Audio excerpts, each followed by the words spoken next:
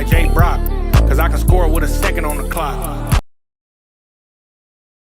What's good? It's your boy J.Brock. It's Clap It Up LA. Clap it up, make some noise. Hey, hey, hey. Yes, indeed. We are right here with the man we have here today as a producer first, and his resume includes Larry June, Schoolboy Q, Chief Keef, our very own G Perico, and many, many more. He is the cultivator of plenty of your favorite producers and artists' sounds. He wants to start his own genre of rap, and everything you get from his music, from his selections of wines, champagnes, investments, and cryptocurrency to keeping it player, is all about his lifestyle and inspiration. He's brought you Player Games 1, 2, and 3 as a representative of So Way Out, straight off of Locust, but he's blossomed like a lotus flower, is Long Beach's very own Westside Webb. Y'all clap it up, make some noise for that, man. Come on now. Now you came up with what is it? It's Sound Like It Look, right? Yeah. Now I know Payroll Giovanni dropped something similar to that. Was it any inspiration behind what Payroll Giovanni did as far as that goes? Nah, Okay. not from the name of Okay. the project. You know, I fuck with Payroll though. Like Yeah. I like his music. I listen to it a lot. Yeah. But nah, Sound Like It Look came from like literally like it sound like it look. You Yeah, feel me? yeah. Everything that I be rapping about, you can close your eyes and like just see you know it. you can see it. It's like Yeah. a movie. Yeah. Really though, like if I would credit an artist like from that, it probably would be Nip. Forgot what song it is, but he say it like in a song, like it sound like it look. You Yeah, feel me? I remember that. I Yeah. think it's that on that Check Me Out song. You Yeah. feel me? Yeah. But like, you know, that's always just how I listen to my music. Like, you know, it sound like it look. It's fly, it's motivational.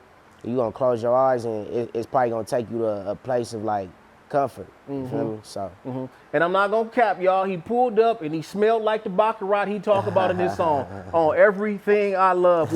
So this morning, you said one of the things you have to do every day is you have to work out every day because it's good for your mental, not only your physical. Yeah. And I can relate to this because I feel like I'm my best self when I'm working out, keeping myself in shape, pushing myself that extent. When did you realize that was something that helped you function correctly? Man, you know, I really started working out really just because I used to be getting into like little drama situations with certain people. And like instead of me like doing something that's gonna have me crash out, I would just go, you know, hit the weights. Okay. To take my anger out. Yeah. Over time though, it became like therapy. Yeah. Feel me? Like every morning, it's like a ritual. You know, I'm gonna get up, I'm gonna go bust down. Yeah. That's the place where I could put my headphones in.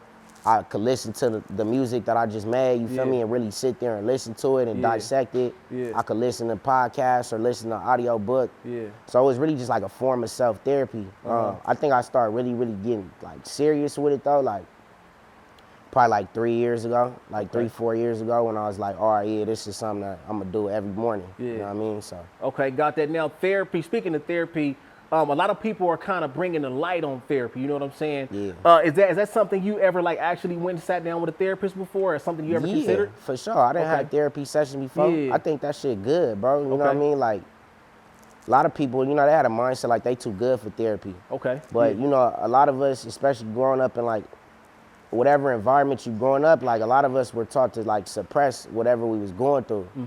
And you gotta think about it like after 5, 10, 15, 20 years of you suppressing shit, that shit not healthy for you, bro. You need some way to talk about it. Facts. That's why you got grown people who still got tendencies of things that they did when they was kids because they never like was able to really talk about it and work through that. Facts. And it just kind of followed them along their life. I ain't really want them traits with me, so. I feel that. And you know what, I agree with that. One of my things is, I feel like, you know, you see the older, bitter people, right? Yeah. My thing about that is, I thought to myself, I said, maybe they're older and bitter because they never got to do what they wanted to do in their life. Yeah. You got to think about it. A lot of people don't have the mind to act, or maybe they think about it, but they never take action. You know what I'm saying? Yeah. So, and the reason why I say that is because I worked a job I hated. Right? And every day I'm pissed off that I got to wake up and work this job. Yeah. So I'm thinking to myself, damn, if I do this for another 30, 40 years, I'll be an older, bitter Yeah, person. you're gonna be old and miserable. Facts. You feel me? So I think that's why taking a risk is so important. So when we speak about taking risks, speak on why is risk taking something that you have to do in life in order to get to where you want to go? Like, when did you realize that, you know what, I got to take a risk to do this? Shit, man. You know, like I think you could probably relate to me too since we older. But a lot of the things we've been hearing our whole lives, you feel me? You always see that quote, with no risk, there's no reward, you feel me? Facts. And you look at it and you kind of just like, oh, okay, I'm reading it, but as you get older, you really start, seeing that there's no risk or no reward, right? Yeah. I learned from my brother, he's a gambler. Like, my brother like to go to Vegas and gamble. You bet big, you win big, you feel me? Yeah, you might take this L, but if I bet $5 on this and we win 10 versus I bet 5,000 and we win 20, you know what I'm saying? Like, it's a big difference. So taking the risk is just, for me, it's like, that's life, bro. You only get one of these to live. That's like we was talking about, bro, when you get older, you want to sit back and be like, damn, I wish I could at least tried this, or like could have did something, or you gonna sit there with regrets. I don't really want to sit with no regrets, bro. I like risk taking, you feel me? It's a thrill, and it's also something that I feel like it's just good, you feel me, in general. Taking them risks, whatever you doing, bro. And like I said, just, with no risk comes no reward.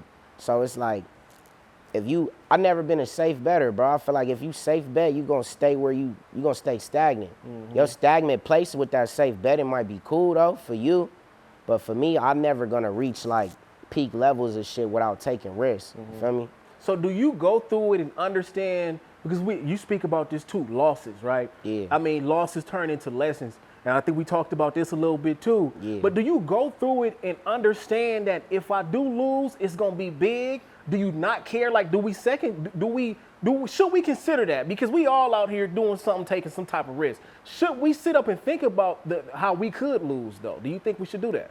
Yeah, I mean, for sure. Like, that's just kind of like dotting your I's and crossing your T's. Like, you always want to like prepare for the rainy days. You want to prepare for the bad shit that's gonna happen. Yeah. But I think just actually doing it is a step that a lot of people don't do.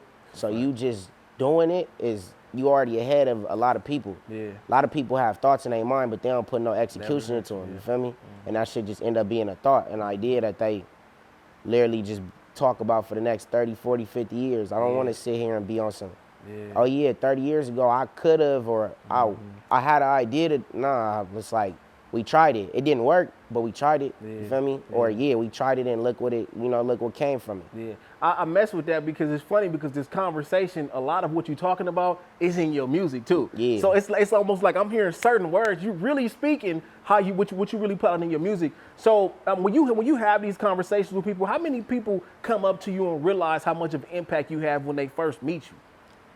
Man, I think a lot of people that like fuck with me and like fuck with the music, they see that, you know what I'm saying, like off the dribble. Cause I don't fake my music. Like, I'm not, obviously it's all entertainment. I'm not saying I'm not making music for entertainment, but like, I'm really just like speaking my life and hoping people could catch game from me, you feel me? Which I feel like they do. A lot of people be coming up to me telling me certain things like, for one, I sound like, when you hear me talk, I sound like how I sound in my raps, you feel me? The shit that I'm talking about, you're gonna see in the rap. The shit that you see, you're gonna see when you see me. And then, so I think going along the timeline of that, people starting to realize like, oh, this is real. You know what I'm saying? This is somebody who, I could learn from, or I could catch some game from. And it's not like he just seen it on a Twitter quote and was like, I'm gonna put this in my shit because it sounds tight. Like, it's really me. So yeah, I get a lot of DMs though. Like, I done had a lot of DMs of people telling me how I changed their lives, or how I motivate them, or how I done save their life, or just all type of stories, bro. And that should be dope. Does that kind of motivate you in your personal life though? Hell because yeah. When you got a responsibility. You know what I'm saying? God has blessed you with a responsibility, bro. So when you think about just daily decisions, how often do you think, you know what, I got to keep my head on straight because these people are looking, of course you got your kids too, but these people are looking up to me and everything I'm doing. And man, that shit is like, that's something that be bothering me the most probably. Just because like now it's not really just about me, you feel me? It's people who wake up and turn my music on for inspiration and motivation, like to like go through their daily. So it be times where, I'm a human, bro. Like at the end of the day, like I could be Westside Webb every day and online, but I'm still a human, bro. So I go through the same shit a lot of other people do. But sometimes I look back and be like, I can't quit, or I can't lose my emotions, or there's certain things that I can't do because I got other people that's watching me who look up to me. That's right. So if I do certain things, they gonna look and be like, damn, well, that's not, you know what I'm saying? That's not what I seen them for, you feel me? Is this facade? Is it fake? And I don't want that, so. Yeah, I feel that 100%. Now, one thing I'm gonna tell you is, they say no rap before 12. Yeah. I turned you on at 6 o'clock in the morning when I was taking my son home to school. I'll kid you not. Yeah. And it was good. Man, see, you know, you can turn on, for example, Chief Keef at 6 in the morning. It's just, it's too the much. vibrations is crazy. Yeah. But you are very, very smooth. And you even speak about how 50-year-olds can say that they can listen to your music. Now, of course, you are influenced. You like SOS Band. Yeah. You like the Gap Band. A shout out to your godmom, because you would go over there, play all the instruments up in the house, and we can relate. We'll talk about that more too. Yeah. But have you ever woke up first thing in the morning and just listened to yourself and said, you know what, this is good for the morning?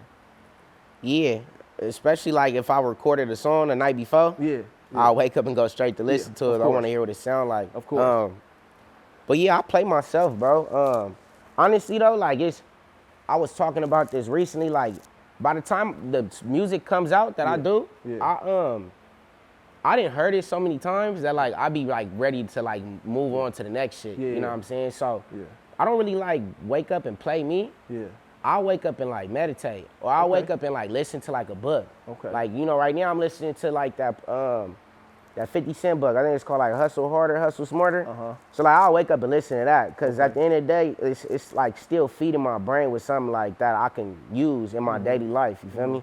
So in the morning times, I try to listen to things that just gonna like help me get through my day, or like motivate me to get through my day, which my music could do too. But like I said, I make the music. So like by the time, you gotta think about it, I'm recording songs. I might not like this beat, so I'm re-recording a song on another beat. We mixing, I'm listening to the car, in the gym, this, that, and third, and we mixing sessions. It might 9 mixing sessions, 3 mastering sessions.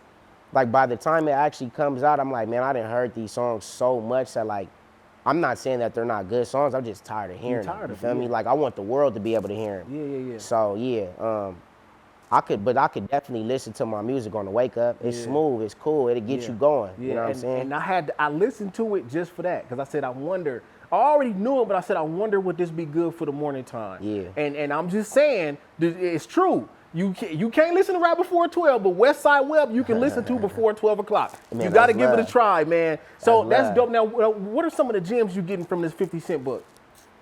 Man, it's just like, he really just explaining, like, kind of like how you was saying, like risk taking. Risk taking, just how to move in certain situations. Like, you know, I think 50 real smart. You know, he come from the streets, but like, you look at him now, you know what I'm saying? And he was just talking about like in there, like relationships, certain moves, how you can't be scared to do certain things. Like, you know, he was talking about, I was just listening to this chapter this morning, he was talking about his deal, the one he did with Aftermath with Eminem and Dre. And he was saying it was so many different deals that was coming at him, and people kind of wanted him to suppress certain shit. And he knew, like, I'm doing what my mind thinks is best, like not what the next person thinks is best for me. Because at the end of the day, this is your life, you feel me? And I think that goes into like what we was talking about before with the risk taking. Like, bro, this is your life.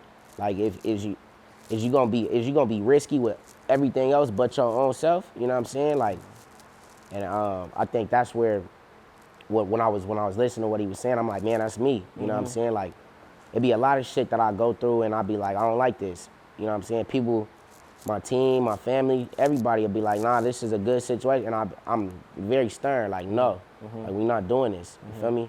Because in my heart, I don't feel like that's the best decision for us. Yes. Paperwork, it might look good.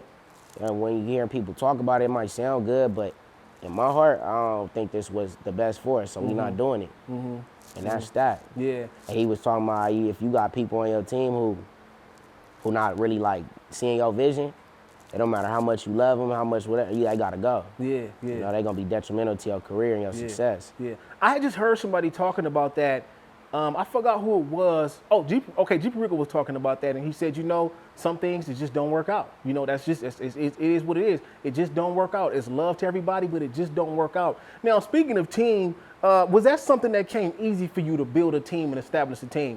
Because for most people, they build a team, they feel like they got it, it don't work out, got to go to the next team. You know, how did that go for you? Man, my whole life is based off of loyalty, bro. Yeah. So for me, like, when it come down to my team, that loyalty run a lot deeper than a lot of shit for me because we might not know everything. You might make a mistake, but like we humans, every human makes a mistake. But if I know you loyal and I'm loyal to you, then we can be in some shit for a long time because now I could trust you. You feel me? I know, like, for one, you have my best interest and I have yours. For two, like I said, we might agree to disagree on certain shit, but I know, like, your interest is just as high as mine in whatever we doing. So I can sit back and have some type of trust on what you saying, like the ideas that you bringing. The team, though, I don't really switch the team up. Even when I get mad at people, I'm a human, bro. I'm a boss. I be getting mad at everybody on my team. Yeah. We having cold conversations, but I don't switch up. Only way you gonna get switched up out of my squad is if you do some disloyal shit. You feel me? Because I look at everything like a family. So, you know, I think going deeper into like the business, it might, you know what I'm saying, like later on, it might be changes just, you know, that make sense. But other than that, like my squad is my squad. I've been rocking with certain people on the team for years, you feel me? So, yeah, like Nip said, you've been switching up the players on your team too much. Yeah, on me. Hey, it's real. That. It's real because you knock yourself out of rhythm. You can't keep jumping here, jump there. Once you find that family, you got to keep that family. Now, speaking of team, shout out to my guy, Didi. You feel me? How long have y'all been connected and what got y'all started together? Man, much love to this nigga Didi, man. Yeah.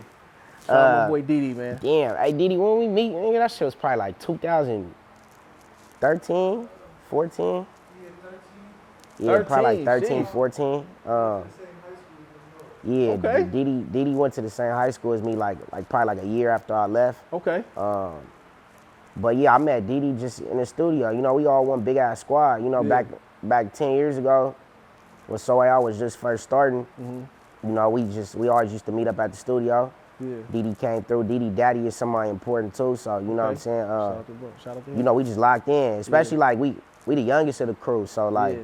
It was easy for us to just be like, oh yeah, I can fuck with you. Yeah. And you're not 6 years older than me. You're not 12 years older than me. You feel me? So, and me and Didi as solid as a concrete. You feel me? So we just always been locked in, and it's always been that. Yeah. Shout out to Didi, man, the young business dude, man. He doing big things. Like I told him, he dressed up today like he finna go to the boxing gym. Yeah, y'all better watch out, bro. Didi's a special guy. Yeah. He be trying to be humble and modest and shit, but I'll pop it for him. You know what I'm saying? Make sure I go check out the bodega. Yeah, the bodega. Over there on Crenshaw. Make sure I go on Pico Redondo, Didi's Treats. Go get you some fresh pressed grape juice. Yeah. And get a candy grapes, luxury grapes. Whatever you need, Didi gonna make it happen. Didi's Treats, man. Y'all make sure y'all tap in, man. Yeah. How important is it for you to be able, you vacation a lot. How important is it for you to be able to leave the city? And how refreshing is that for your mental with your creativity? I know you spoke about in the making of player games, you took a trip to Tulum, and it actually helped you and inspired you to finish the project. So when you take these trips, is it a purpose of making sure you refresh yourself? Or, you know, it's just for fun most of the time? It'd be for both. You know, it'd be for fun, new experiences, but you gotta think about that fun and that new experience give me more stuff to talk about.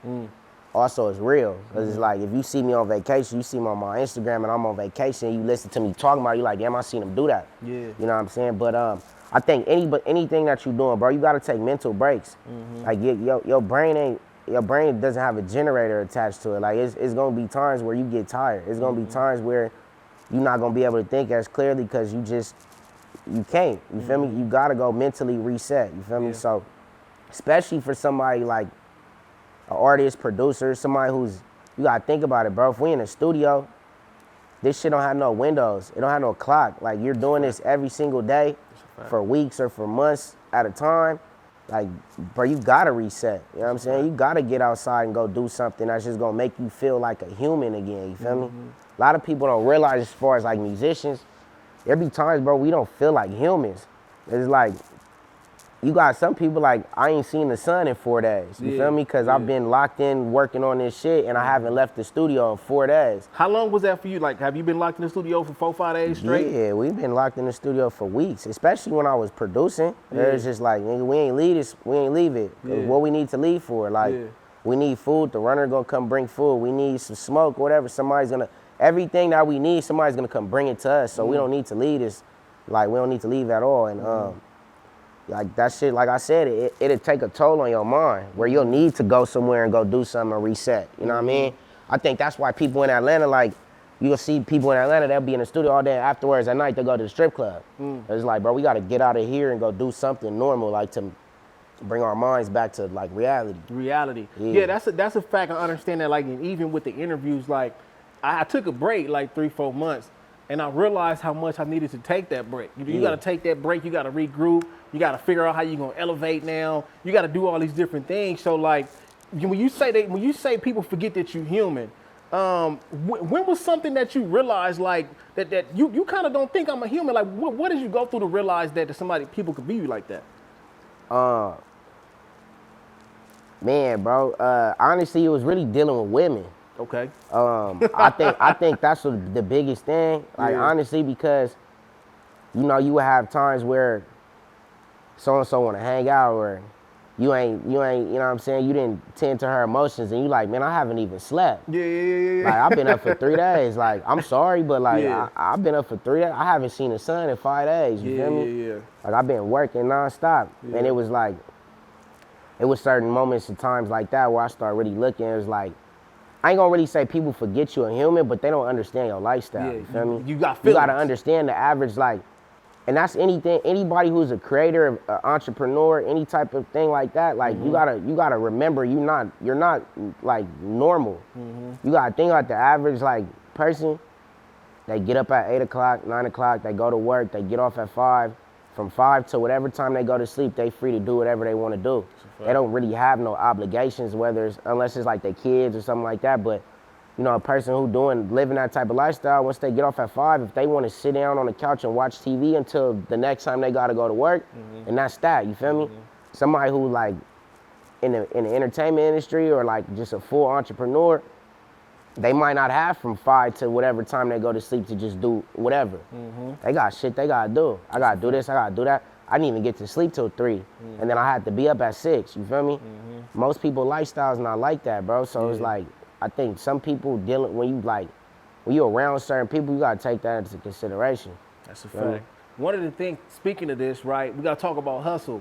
I forgot what song it is, but I heard you said, nigga, I'm hustling on holidays, weekends, I ain't taking nothing off. And when I heard you say that, it like sparked something in me, like, damn, this nigga's right. Like, he's a hell of a hustler. See, one of my things is everybody wants to be a hustler until it's time to do what a hustler gotta do. Because see, when you hustling, you gotta have the ability to make something out of nothing, literally. You know what I'm saying? So what do you, and I heard you said moms raised the boss, you feel me? What do you think, how do you think you instilled that hustle about yourself within your everyday life with everything you got going on?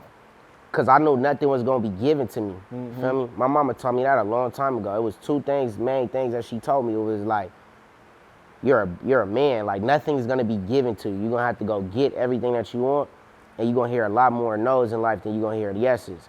So like, be prepared for that word no. So for me, it was like, mentally, I'm already prepared for that word no, but I don't want to hear it. So for me to like bypass that, it's like, I'm gonna get on my grind and go do everything I need to do that's gonna benefit me or us and team, whatever. Like, I gotta do what I gotta do, you feel me? So I don't want nobody to tell me no. I don't want to go ask somebody. I already got pride issues, bro. I don't like asking nobody for nothing. I'm a Virgo, you feel me? We don't like asking nobody for help, even when you need it. So if I like take my pride down and ask you for help and I'm gonna get a no, I'm gonna really be upset, you feel me? So I'm gonna just get on my hustle and go do everything I gotta do. I don't have to report back to nobody. I don't have to listen to nobody telling me no. I don't have to listen to nobody discouraging me. I just go do my thing, you feel me? I feel that one of the things that's kind of similar to that, my mom always told me, she said people will tell you that they'll do stuff for you, but they won't do it. And that already had like geared me up to understand. Like, I still tried it a little bit. Like, I swear to you, throughout my life, that was one thing I never forgot my mama taught me. And I did it a couple times, but then I realized that she was right, because they said they was gonna do this, but they didn't do it. So speak on that, man. What other type of game did moms give you that prepared you for this life? Man, my mama still be giving me game till this day. But like, my mom just smart, bro. She's smart, she a businesswoman. So like, my mom taught me how to just like interact with other people. Like, I don't know, I know how to interact with anybody, whether they uncomfortable, comfortable, whether they black, white, Asian, it don't matter. You feel me? I can interact with them. I'm gonna make them feel super comfortable so we can do whatever we gotta do to get it done. That's a skill, bro. That's a skill.